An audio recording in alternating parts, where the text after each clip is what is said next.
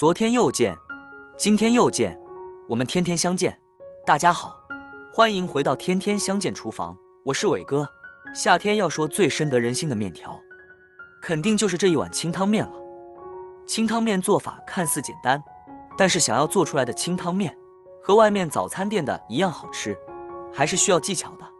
那我今天就把面馆30年不外传的秘方分享给大家，做出来的面条劲道爽滑，汤鲜味美，一起来看看我是怎么做的吧。首先根据家里人的数量，准备适量的面条。我今天家里有2口人，就准备了3小把这样的湿面条。如果家里有干面条的话，也可以用干面条的。我们先把面条放一旁备用，接着准备几瓣大蒜，先给它切成蒜片，再剁成蒜末，尽量剁得碎一些，这样蒜香味会更加浓郁。当然，如果不喜欢吃大蒜的，可以不放。切好之后，把它放入盘中，再准备几根小葱，先给它对半切开，再给它切成葱花。切好后放入盘中，再准备几根香菜，给它切成小段，长度约1厘米左右。切好后也放入碗中，再准备一个洗净后的西红柿，先给它对半切开，再把西红柿蒂去掉，然后把西红柿切成薄片。西红柿不需要太多，切2个薄片就可以。再给它切成细丝，然后切成西红柿丁。切好后放入碗中，再往里边加入1小点紫菜，加一点点虾皮，这样吃着会更加的鲜美。现在来调一下味，加1勺生抽，加1勺香醋，加一点点老抽上色，加1勺食盐，加适量的胡椒粉，再加1勺香油，然后再放入1勺猪油。现在所有的都准备好了，先给它放一旁备用。起锅烧热，放少许油，油热后打入1颗鸡蛋，用中小火慢煎，先给它煎1分钟，把底部煎至定型。底部煎至定型后，用铲子翻一下面，再给它煎1分钟，把另外一面也煎至定型。全程中小火慢煎，防止煎糊了。1分钟后再给它翻一面，煎至2面金黄。像这样就可以再倒入适量的清水，水的量我们可以多放一些，这样煮出来的面条呢，汤汁才不会浓稠。然后开大火把水烧开，下面条也是有讲究的，不要等水完全开了之后再下面条，往里边再加一点点食盐。加食盐呢，可以让煮出来的面条更加的劲道。用筷子搅拌一下，搅匀后，这个时候锅里的水还处于一种似开微开的样子。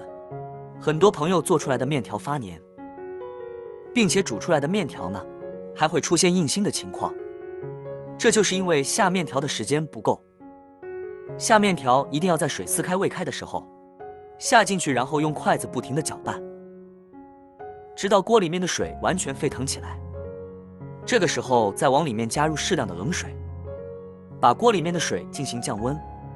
煮面条和煮饺子一样，在煮的过程中，如果想要面条不粘连不糊汤，那么加水就很重要了。一般我们煮水饺是加3次水，煮面条呢，我们只需要加2次水就可以。加进去之后用筷子搅拌均匀，这样煮出来的面条吃起来才会更加的清爽。不糊汤加完水之后再次烧开的时候，可以用筷子挑起面条，用手捏了试试看，中间没有硬心就可以出锅了。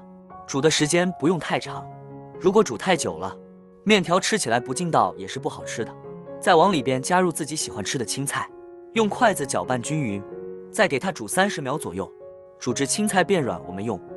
这个时候呢，我们把火关了，然后我们不用刚才煮的面汤来做汤底，而是用另煮好的热水来作为汤底，倒入大碗中。热水呢，我们可以倒入一些，然后用勺子搅拌均匀，搅拌让所有的食材完全混合在一起。搅匀后再把面条放入碗中，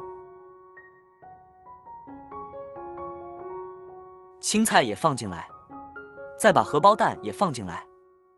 像这样一道非常简单又好吃的清汤面就做好了。这样做出来的清汤面汤汁鲜美，入味爽口，超级的开胃又解馋，面条劲道根根分明，非常的好吃。